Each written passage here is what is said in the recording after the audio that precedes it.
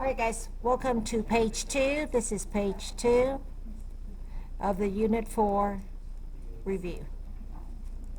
Okay, so let's take a look at number 3.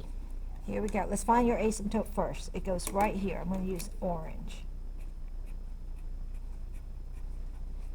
Notice how it corresponds to that. Okay? All right. Your graph, standing right here, looking across, left to right, is going up, so that is a growth. Okay? Your domain goes from negative infinity to positive infinity every time. Your range starts at y is 2 going to positive infinity. In behavior, that's always, the left is negative and the right is always positive. Figure out your y. Left side, it's going down, but it keeps it from going down at 2. See that? Right side keeps going all the way up to positive infinity.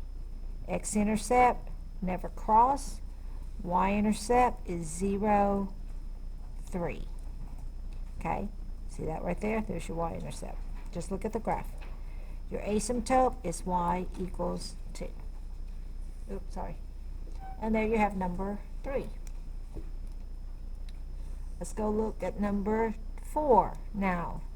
This is a reflection of a exponential equation. Okay?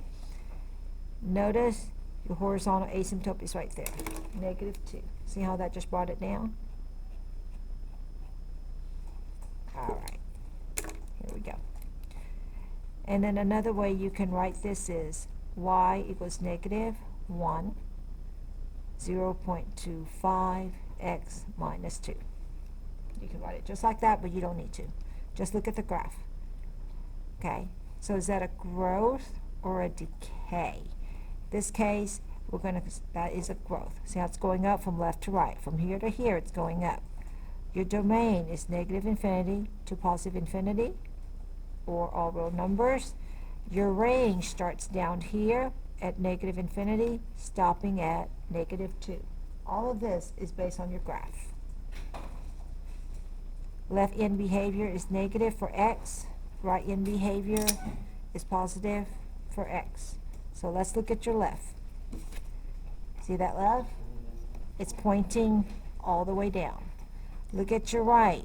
It's going all the way up, stopping at negative 2. Okay? Never crossing the x-axis. Your y-intercept is, 0, negative 3, crossing right there. Asymptote is y equals negative 2. There you have number 3 and number 4. All right, so let's go to number 5. I'm going to make this just a tad bigger so you guys can see a little bit better. Okay. All right.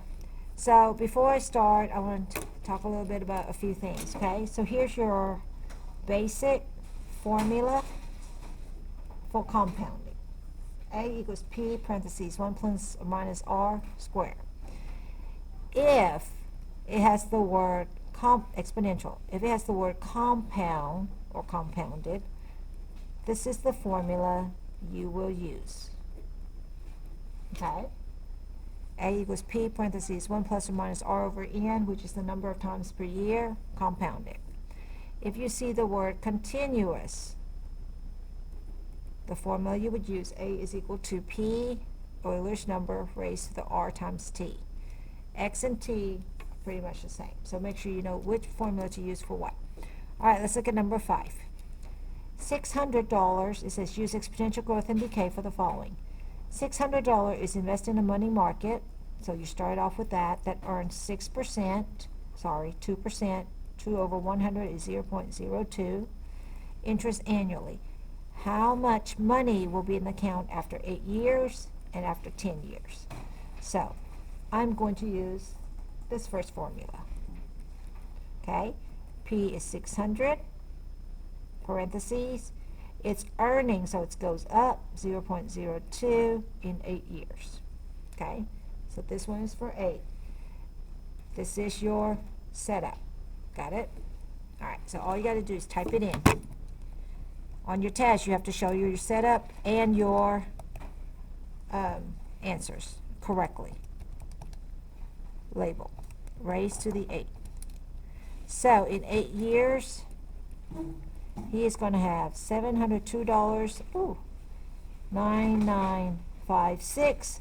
So that comes out to be $703 because you have to raise it up.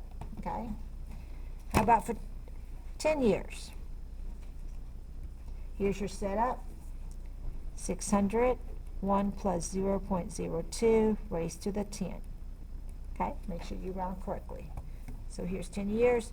Easiest thing to do is go back up to the top, push enter, back click, and type in 10. So in 10 years, it's going to make $731.40. So make sure you have your setup. I'm going to grade you on this setup, and I'm going to grade you on the answer with the correct unit as well. All right? Thank you, guys.